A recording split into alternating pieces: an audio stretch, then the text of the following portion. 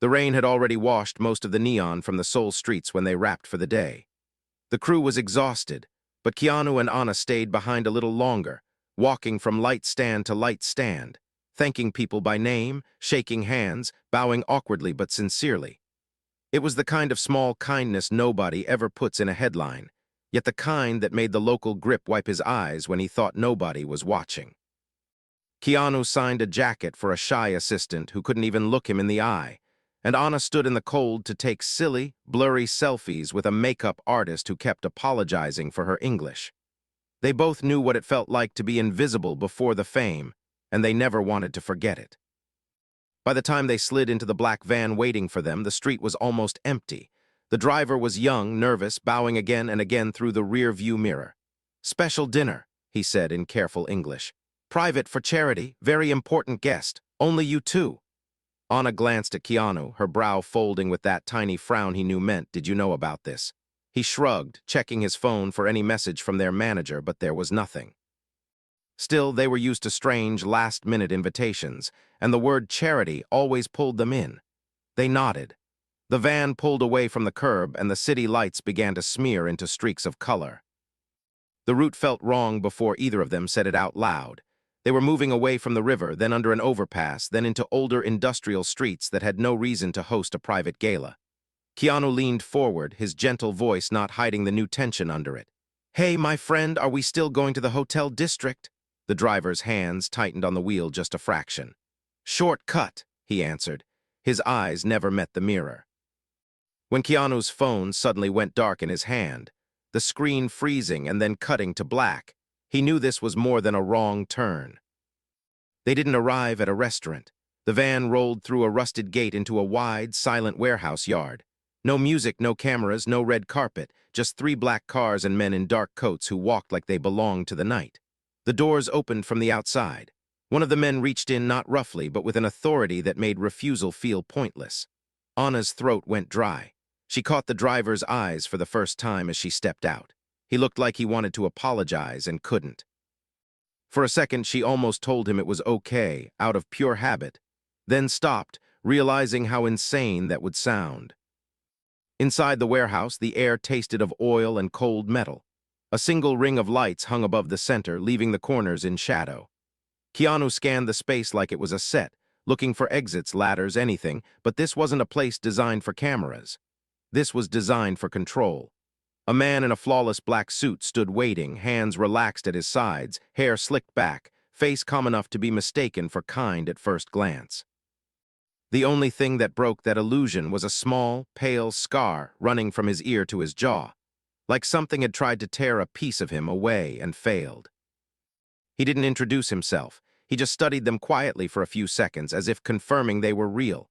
Then he pulled out a phone, dialed a number, and turned slightly away. His Korean was low and smooth, but even without the language, the weight of his words settled over them. "Now," he said in English this time for their benefit, "delete everything." There was a pause, a faint murmur from the other side. His lips curled into the smallest hint of satisfaction. Social media, bank access, GPS logs, travel records. As of this moment, they never reach home. Anna's hand shot to her pocket. No signal, no contacts. The photos she had taken with the crew half an hour ago refused to load, spinning and then vanishing into a blank screen. Keanu tried his own phone again, then felt that sick, hollow drop in his chest as he understood the scope of what was happening. This was not a simple kidnapping. This was erasure. He took a slow breath, forcing down the rising panic, and stepped slightly in front of Anna without even thinking about it, his shoulders loose, his voice soft. "Listen, if you want money or a statement or support for some cause, we can talk. We are not your enemy." The man finally faced them fully. His eyes were not cruel, just tired. "You don't know who your enemies are," he said quietly. His English was precise, almost elegant. "That is the problem. You put your names on posters paid with blood and then you go home and sleep well. I cannot afford that luxury." He took a step closer, and for the first time they saw it, the grief buried in the set of his mouth, the way his fingers flexed as if clenching an invisible memory. "My name does not matter. What matters is that 8 years ago, my younger brother died because of men who used your faces to clean their money." Keanu's stomach twisted.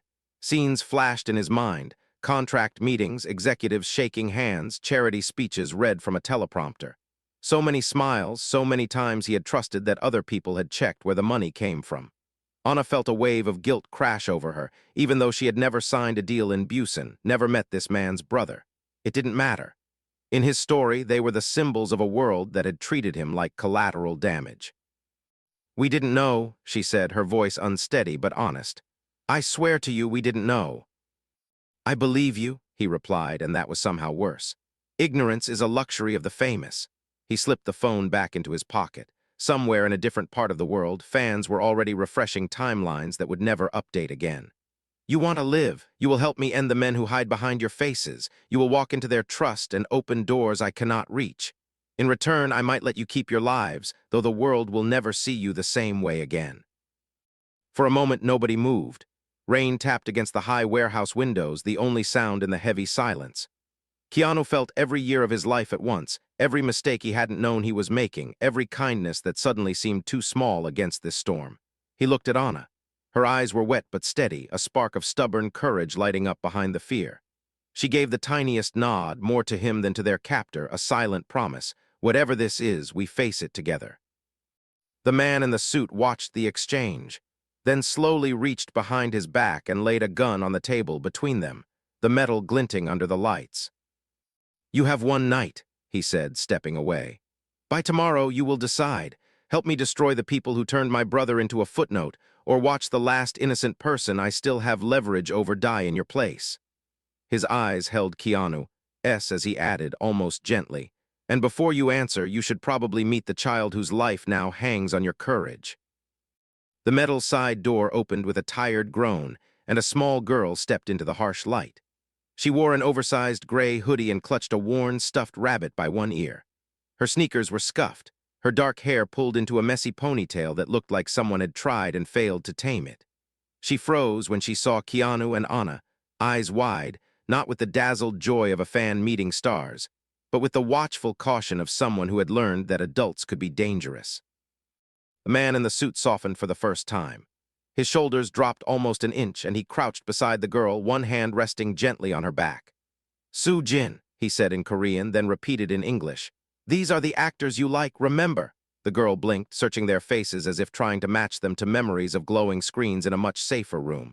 Slowly, very slowly, she nodded. "John Wick," she murmured, her accent wrapping strangely around the name. Then, turning to Anna, "And you?" "The one who doesn't give up." That simple line hit harder than any shouted accusation. Keanu knelt to make his tall frame smaller, careful not to startle her. The concrete was cold under his knees. "Hi, Soo-jin," he said quietly. "I'm Keanu, this is Anna, we're a little lost tonight."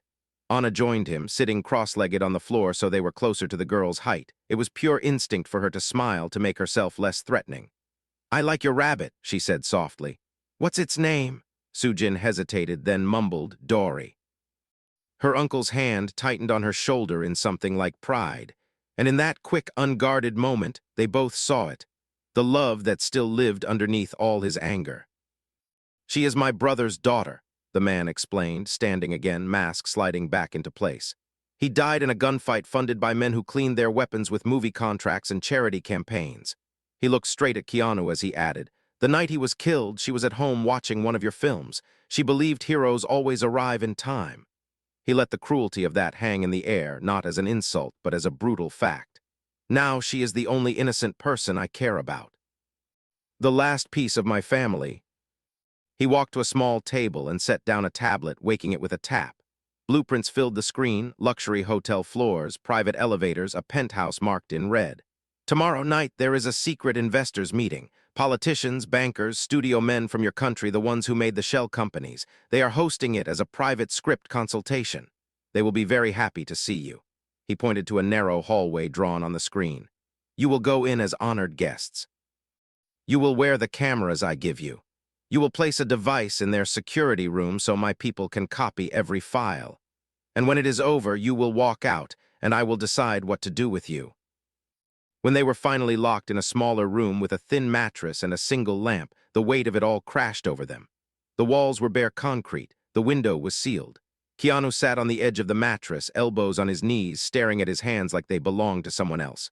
We've spent our whole lives pretending to fight bad guys, he said, voice rough. Now our faces helped real ones make money, and a child is paying for it. Anna paced the narrow space, her arms wrapped around herself. If we refuse, he might kill her just to hurt us, she whispered. If we help, we might make him stronger. How do you choose between two wrong roads? Silence stretched between them until Anna finally stopped, turned, and knelt in front of him, forcing him to meet her eyes. We choose the road where at least one child doesn't die tonight, she said. We do what he asks, but we look for a way to break the whole thing from inside, not for our careers, for her, for every person these men have treated like numbers. There was fear in her eyes, but there was also something else, a stubborn, quiet courage. Keanu let out a long breath and nodded. Okay, he murmured. We walk into hell, but we do it on our terms as much as we can. The door opened again just before dawn. Sujin stood there alone this time, hugging her rabbit, eyes sleepy. Behind her, one of the guards watched with a bored expression and a loaded gun. The girl stepped closer to them, her voice barely more than air. Uncle says you will go to fight bad men, she said. He says if you win, we can leave this ugly place. She looked up at Keanu, searching his face with desperate trust. You always come back in the movies. You will come back, right? The question lodged in his throat like a stone. He couldn't lie to her, but he also couldn't break her hope. All he could manage was a whisper. I will try with everything I have. Outside the room, the man in the suit listened from the shadows, his jaw clenched, as his most loyal enforcer quietly loaded a bullet into the chamber and waited for the order that would decide whether that promise would ever be kept. The hotel lobby glittered as if it had been built to impress ghosts. Chandeliers spilled light over marble floors, and a grand piano played itself in the corner, keys moving without a visible hand. Keanu and Anna stepped out of the black car in tailored suits and a simple black dress, the kind of elegant armor they had worn 1,000 times on red carpets. But tonight there were no fans, no reporters, no flashes. Every person in that lobby had signed a contract, promising they would never admit this meeting existed. A smiling woman with perfect posture greeted them in English, her eyes sharp behind the smile. Mr. Reeves, Ms. de Armas, welcome, she said. The producers are thrilled you could come on such short notice. They feel this project could, how do you say, change the game. She slipped discreet earpieces into their hands, claiming they were for translation support. They were already wearing the earpieces Choi's tech had given them, hidden as tiny skin-colored patches behind their ears. Layers of lies sat on their skin like extra weight. The penthouse suite had been transformed into a private dining room. Long windows framed the city, lights pulsing far below like another universe. Around the table sat men and women who smelled of power. A studio executive Keanu vaguely recognized, a politician whose scandals had always somehow disappeared, a banker from Europe who treated entire countries like board game pieces. They stood to shake hands with their guests of honor, laughter smooth, compliments practiced. We've admired your work for years, one of them said to Anna, his eyes lingering just a little too long. With your faces on our side, no one will question where the money comes from. Each step of the plan unfolded in slow, suffocating stages. Keanu excused himself halfway through the second course, joking about jet lag. As he walked down the mirrored hallway toward the security office, he caught his reflection again and again, a man in an expensive suit looking exactly like he belonged here. The thought made him feel sick. Choi's calm voice guided him through the earpiece. Third door on your left, there is one guard, smile, he will ask for autograph. It happened exactly that way. The guard was young, starstruck, flushing with excitement, as Keanu scribbled his name across a folded napkin. While the man fumbled with his phone for a photo, Keanu slipped the small device into the back of the main console, hands steady only because they had to be. In the dining room, Anna was holding her own fragile line. One of the investors leaned closer, his tone dropping. We're not just talking about movies tonight, he said. We're talking about influence, about which stories the world sees and which it never will. People trust you. They do whatever your characters tell them. Imagine what we could do together. His words brushed against the very thing that had drawn her to acting, the hope of touching lives, twisting it into something cold.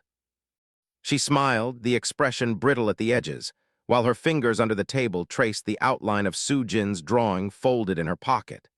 3 stick figures holding hands under a messy sun. And Choi's hacker whispered, "We're in." The mood in the van miles away shifted from tension to greedy triumph. For a moment, their captor allowed himself to believe he had bent fate to his will. But in the same second, a new voice crackled softly into Keanu's hidden earpiece, layered under Choi's. It spoke in accented English, quiet and urgent. "Mr. Reeves, if you can hear this, my name is Inspector Park. I have been tracking this network for 3 years. Someone inside Choi's crew sent me your route." Keanu's heart lurched. June's careful, conflicted eyes flashed in his memory. "If you give all this data to the mob, they will replace one monster with another," Park continued. "You don't owe them that. You owe the truth to the victims." Keanu locked himself in a bathroom stall, gripping the sink with one hand, the tiny transmitter in the other. In the mirror, his own face looked like a stranger's, older, more tired, but also clearer somehow. "If I send you this," he whispered, "you can protect the girl, the child." There was a long pause, the kind filled with calculations and doubts. "I can't promise perfection," Park answered, "but I can promise I am not paid by any of these men. And I will risk my career and my life to keep her breathing. You have 10 minutes before their system closes again." His thumb hovered over the hidden control on his cufflink that would redirect the copied files away from Choi's servers and into Park's secure line instead. The choice felt like standing on the edge of a roof with fire below and darkness above. If he betrayed Choi, the man would aim all his rage at Soo-jin. If he obeyed, the corruption would keep feeding on nameless lives forever. In that crushing, breathless moment, Keanu thought of Soo-jin's small voice asking if he would come back, of Anna's stubborn eyes when she said, "We choose the road where at least one child doesn't die tonight." He exhaled slowly, pressed the control, and watched the tiny light on his cuff flare green. The stall door swung open so hard it rattled the wall. June stood there, chest heaving, gun in his hand. His eyes went to the blinking device, then to Keanu's face.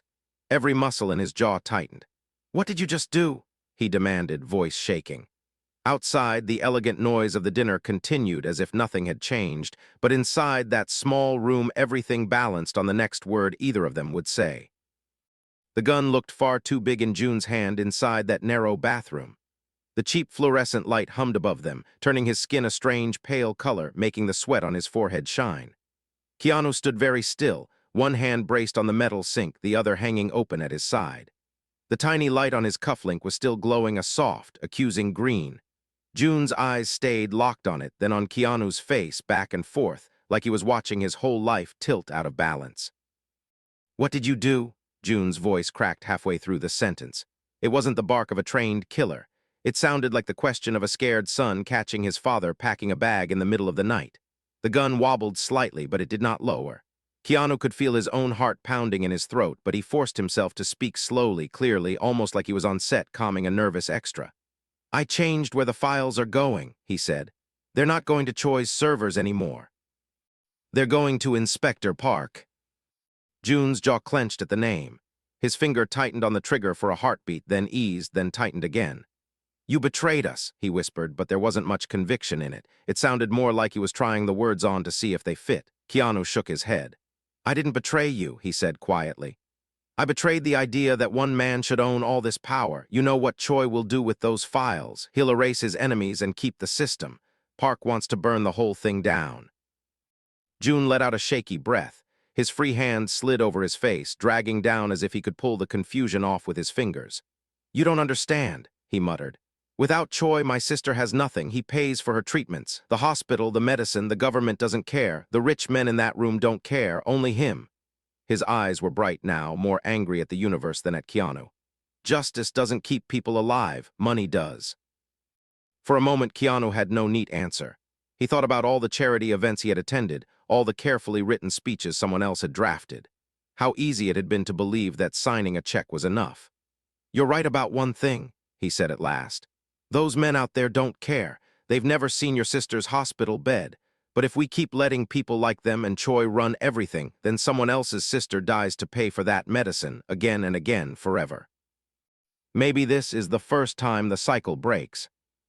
The gun wavered more now.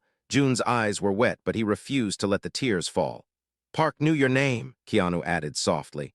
"He knew someone inside had reached out. He knew about your message. He told me he would put his own career on the line to protect the girl if you helped him. He sounded tired, the kind of tired that comes from caring too long without enough help." June swallowed hard, looking suddenly much younger. The memory of his last call from the hospital flashed across his face. His sister's thin voice asking if he would visit soon, trying to sound brave. Slowly, painfully, his arm lowered, the heavy pistol pointed toward the floor. "If you're lying," he said, "I will kill you myself before anything else can." There was no anger in it now, just a raw promise. Keanu nodded once. "Fair," he answered. "If I'm lying, I deserve it." Something in that simple, humble admission made June look away. When he looked back, his decision had settled. He holstered the gun under his jacket. His shoulders straightened, but his hands still shook a little. "We don't have much time," June said. "Choi's techs will notice the data diverting soon. When they do, he will go straight for his insurance. Soo-jin and you need to finish the dinner like nothing happened. Laugh, smile, take photos if they ask. When it's over, they'll put you in a car. They'll say you're going back to the hotel." He shook his head. "You're not. They'll take you to the docks, to the warehouse. That's where he keeps her when he's scared." June stepped closer, his voice dropping to almost nothing. "Don't try to escape on the way. If any car breaks route, he gives the order and she dies before the police get close." Keanu nodded, absorbing the map, the warning, the weight of trust being handed to him in this dirty bathroom. "What about you?" he asked. "Where will you be?" June's mouth twisted. "Trying to live long enough to testify," he said. "Trying to make sure Choi doesn't decide Soo-jin is easier to kill than to keep." He opened the stall door, forcing his face back into its usual blank mask. "Now wash your hands, Mr. Movie Star. You look like you've seen a ghost." Back at the long dining table, the world felt wrong, like a dream someone had left in the sun too long. The men and women in expensive suits laughed over dessert, arguing about streaming rights and global expansion. Anna sat with a glass of wine in her hand that she barely tasted, listening with half an ear as a producer boasted about how audiences will swallow anything if the right face smiles at them. When Keanu returned, she read the tension in his eyes as easily as a familiar script. He slid into his seat and, without looking at her, gave her their little three-squeeze signal under the table. She squeezed back once. "I'm listening." Out loud, he joked about the view, complimented the chef, even agreed to read a rough concept for some new global franchise. The words came out of his mouth like lines from a role he no longer believed in. Underneath, he whispered, barely moving his lips. "Warehouse, docks, police coming. We have to stay calm until then." Lana's spine stiffened, but her face broke into a bright, easy laugh at something a banker had just said. It was the best performance of her life. By the time coffee was poured, the city lights outside had become a soft blur. Handshakes were exchanged, coded promises made. "Our lawyers will be in touch. We'll send the draft script tomorrow. This will be big for all of us." As they stepped into the private elevator, the studio executive clapped Keanu on the back. "You won't regret this," he said, that same shark smile glued in place. Keanu smiled back, thinking, "I already do." The car ride was quiet and tense. The driver was not the same nervous kid from before. This one had the stillness of someone who had stood in a lot of doorways holding a gun. Another guard sat in the front passenger seat, eyes on the side mirrors. Through the tinted glass, Seoul's nightlife streamed past like a disconnected memory, couples sharing street food, students laughing on corners, office workers hurrying home. Normal life, untouched by the deals being made in high places and dark warehouses. Anna tilted her head toward Keanu, pretending to rest it on his shoulder like a tired co-star leaning on a friend. Under that soft gesture, she whispered, "If this goes wrong and we don't make it, I want you to know I'm glad it's you here with me, not because I want to die, but because I don't feel alone." He swallowed past the lump in his throat. "We're not dying tonight," he murmured back. "Too many people are counting on us. That kid, June's sister, Park. Even that old lady at the noodle tent who gave us soup when we looked like hell." Saying their names out loud made them feel less like background characters and more like anchors. The car turned off the main roads, then off the paved ones. The sound under the tires changed from asphalt to gravel. Ahead, the dockyard rose out of the darkness, stacks of shipping containers, cranes like skeletons against the sky, and in the middle of it all, the warehouse they already knew too well. Its windows glowed a tired yellow like an eye that hadn't slept. The car rolled to a stop. The guard opened the door with professional politeness. "We're here," he said. It sounded like a threat. Inside, the scene had been arranged like a stage play, but there was nothing theatrical about the danger. Soo-jin sat in a metal chair facing the entrance, her ankles and wrists tied with rough rope, the rabbit dangling from her bound hands. Her eyes were red, face streaked with dried tears, but when she saw them, something like relief flickered across her features. Beside her stood Choi in his black suit, tie still perfect, expression carved from ice. Around the perimeter, his men formed a loose circle, guns low but ready. Keanu felt his wound from earlier days, bruises, mental and physical, flare up at the sight. He took half a step forward before a rifle shifted slightly in warning. Anna's hand brushed his arm, a quiet plea to be careful. They stopped a few meters away. The concrete floor felt colder here, harder. Somewhere above, the creaking of metal and the distant slap of water against the docks provided a steady, mocking rhythm. "You did very well tonight," Choi said. His voice was calm, but his eyes were not. They flickered with a heat that was close to breaking. "The device went in exactly where I told you to put it. The guard got his autograph. The cameras saw what they were supposed to see. For a moment, I thought perhaps my brother's death might finally be paid for." He turned slightly, gesturing to a laptop on a crate, its screen casting a pale glow. "Then my people noticed something unusual in the data stream." He tapped a key.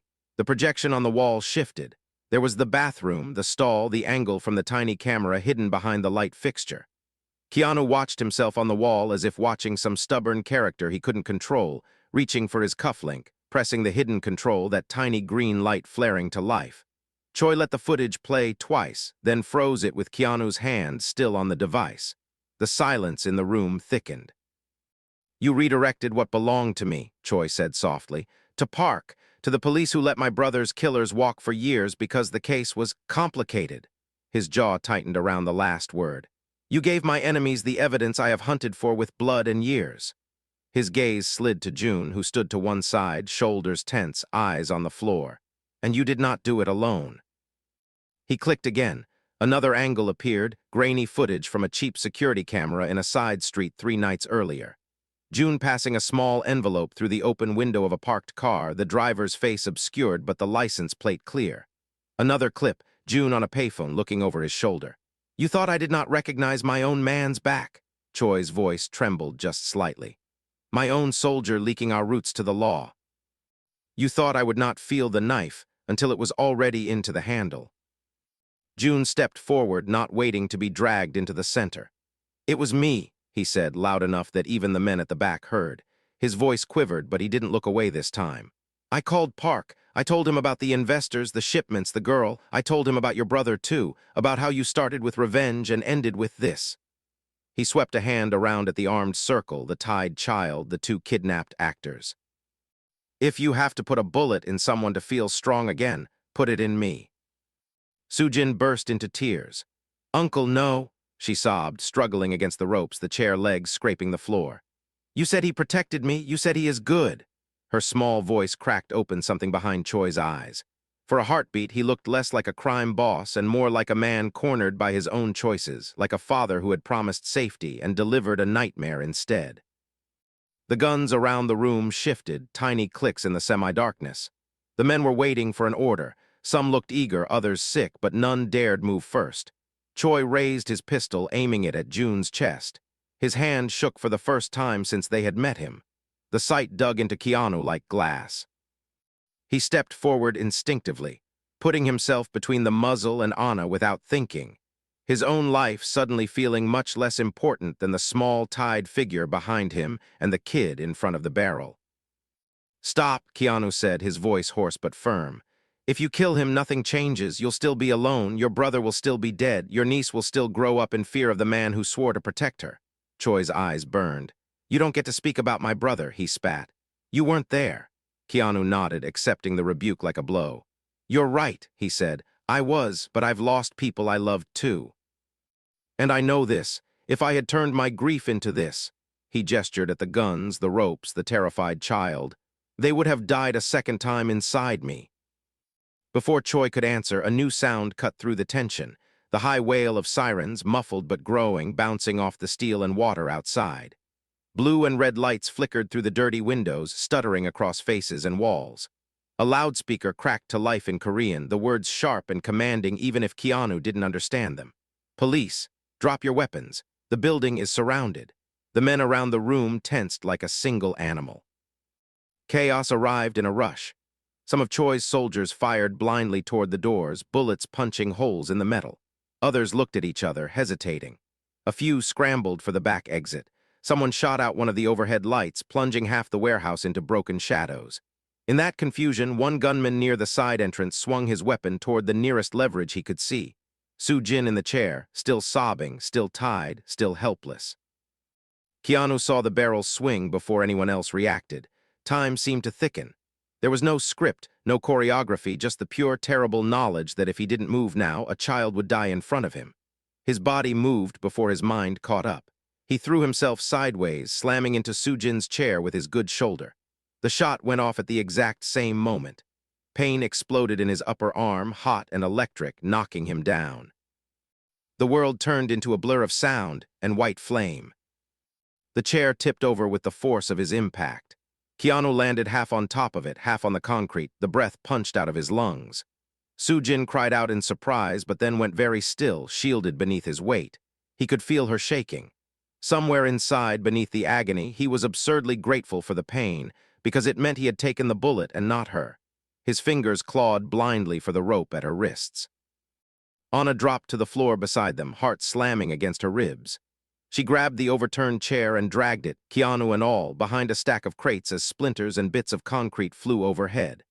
"Stay down, Soo-jin, stay down," she repeated, her voice breaking but steady enough to cling to. Her hands moved fast, fingers raw as she tried to untie the knots Keanu had already half loosened. When the rope gave way, she snatched the girl into a fierce hug.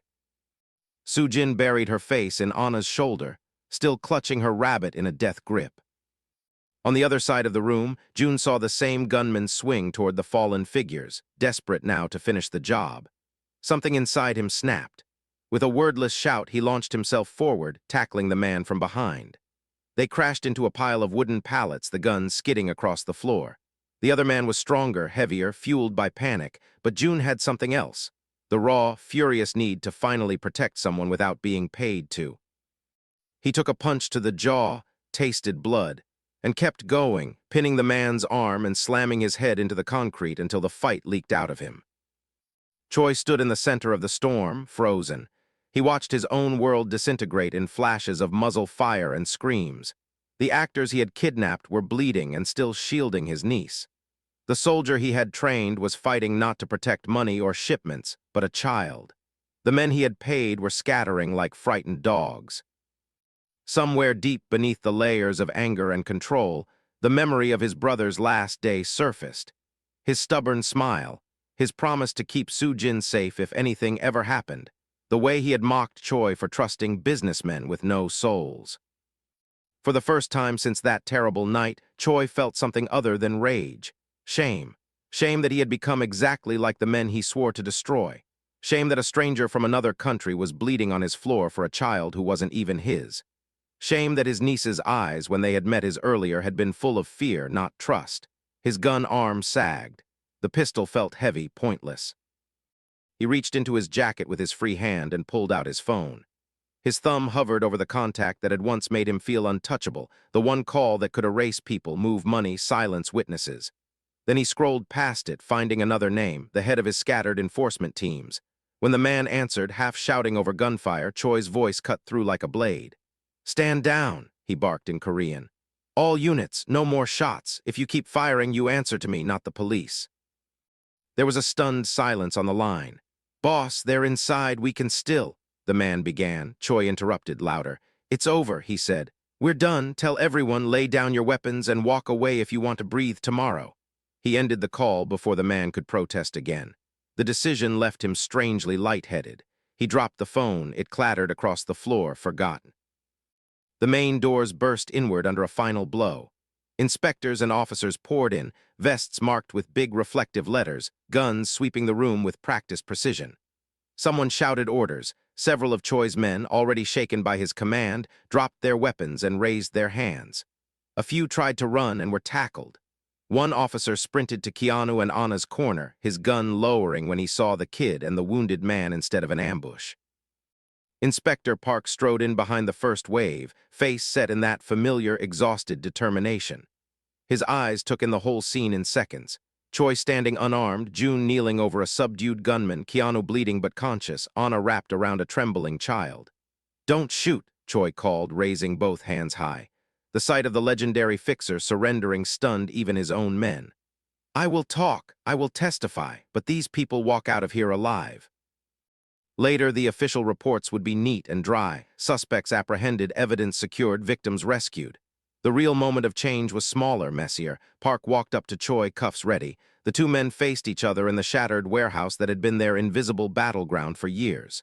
You've cost me a lot of sleep, Park said quietly in Korean, and too many unmarked graves. Choi let out a breath that sounded almost like a laugh. You're late, he answered. 8 years late. But you came. He did not resist when the cold metal closed around his wrists. As Park led him past Keanu and Anna, Soo-jin's eyes followed her uncle. They were filled with confusion, hurt, and something new. The first tiny crack in the blind loyalty she had carried for him. Choi looked away, unable to face that. For the first time, he understood that any legacy he had built of fear and respect meant nothing compared to that one look from the only family he had left. Paramedics swarmed around Keanu, cutting away his jacket to get to the wound. The bullet had gone clean through his shoulder, missing anything vital by luck and a few centimeters. Pain thrummed with each heartbeat, but he kept craning his neck to see Soo-jin. When he finally caught her eye, she let go of Anna long enough to crawl on her knees to him, ignoring the medics' protests. You came back, she whispered, as if still not entirely convinced he was real. Tears streaked the grime on her cheeks. You got shot like in the movies, but you came back. He smiled, lopsided, the edges of his mouth trembling. Heroes aren't supposed to leave kids waiting, he managed. It sounded cheesy even to him, but in that moment it was the only truth he had. She reached out with her small hand and touched his uninjured arm very gently, as if to reassure herself he wasn't going to vanish again. June was cuffed too, but not in the same way as Choi. Park had insisted on protocol, yet there was a softness in his tone when he spoke to the young man. We'll talk, the inspector said. About deals, about testimony, about your sister's hospital. I can't erase what you've done, but I won't pretend your choices tonight don't matter. June nodded, swallowing hard. As he was led to a transport van, he looked back once at Keanu and Anna. Their eyes met, a silent exchange of gratitude and apology and something like hope. Months passed. In the papers, the story shrank and warped, filtered through headlines and limited attention spans. Korean crime syndicate taken down after secret sting. Hollywood stars cooperate with international investigation. The details were never quite right. They never mentioned the old woman who had given them soup in a shaking tent, or the way Soo-jin had whispered to a stuffed rabbit while gunfire echoed down the hall.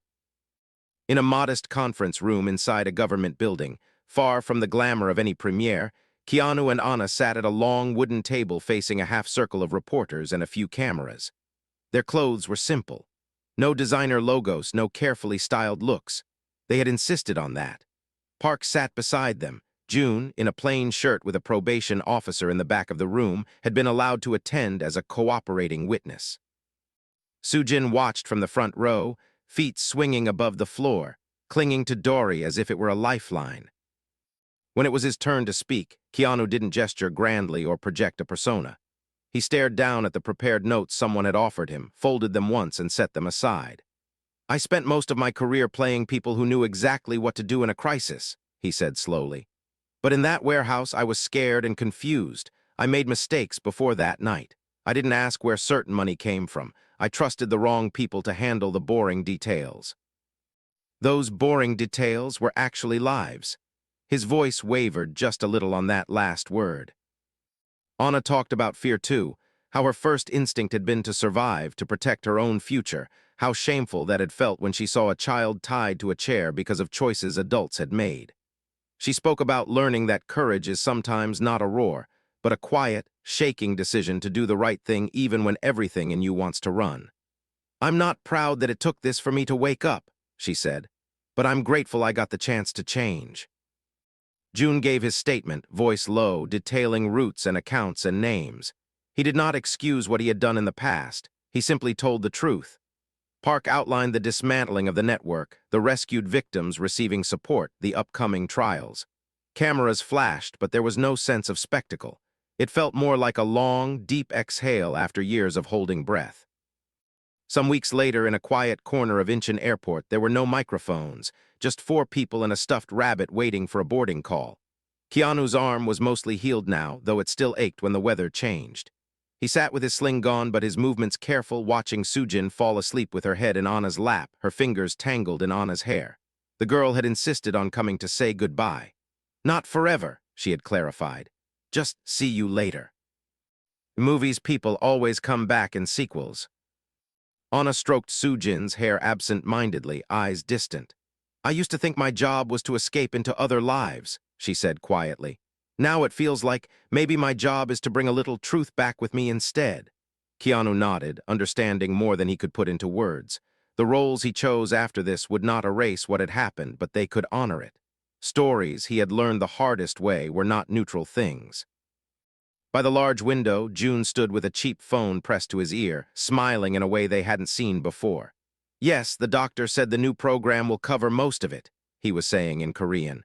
No, I'm not with those people anymore. I'm working with Park now. Paperwork mostly. It's boring. That's good. His sister's faint laugh crackled through the speaker. He closed his eyes for a moment, soaking it in. Inspector Park approached the little group, a takeaway coffee in his hand, his tie loosened for once. Your flights are confirmed, he said. Your lawyers will handle the rest. I imagine the studios will call soon with opportunities to tell a very polished version of what happened. There was a dry humor in his tone. Anna smiled tiredly. We'll see what we tell, she answered. Maybe the messy version is more useful. Keanu's phone buzzed in his pocket, an unknown number. For a second, his muscles tensed in a very old, very familiar way. He remembered that first night, that first call that had wiped their names from the grid. Power used like a weapon, wielded from the shadows. He looked at the screen, at the anonymous digits blinking back at him, then at the small circle around him. A sleeping child, a recovering ex-gangster talking softly to his sister, a worn-out cop who hadn't given up on his job when it stopped being glamorous. He let the call ring until it stopped. Then he powered the phone off and slipped it away. You're not going to answer? Park asked, mildly curious. Keanu shook his head. I've spent enough time letting strangers tell me where to go and who to be, he said. From now on, if a call changes my life, I want to know exactly who's on the other end and why. The loudspeaker announced their boarding. They stood slowly, gathering bags and papers, and one very sleepy girl. Sujin hugged Anna so hard the actress almost lost her balance, then turned to Keanu and wrapped her arms around his waist. Don't forget me when you're in the big screen again, she mumbled into his shirt. He hugged her back carefully. I couldn't if I tried, he said. Every time a director yells action, I'm going to remember the night a brave little girl asked me to come back. As they walked down the jet bridge, away from the warehouse and the sirens and the shadows, they carried more than trauma. They carried a quieter, deeper understanding of what their light could do if they aimed it with care. Years later, fans would say something had changed in their work, that the eyes on screen seemed to hold more weight, that the stories felt heavier but somehow more hopeful. Most people would never know about the phone call, the bullet, the child in the chair. But for Keanu, for Anna, for June, for Sujin, the truth would always be simple. One man had once used a phone to erase them from the world. Together, they had chosen a different call, to bring hidden pain into the open, to break a cycle that had felt unbreakable, and to stand, flawed and frightened and stubborn, on the side of those who had never had a voice at all.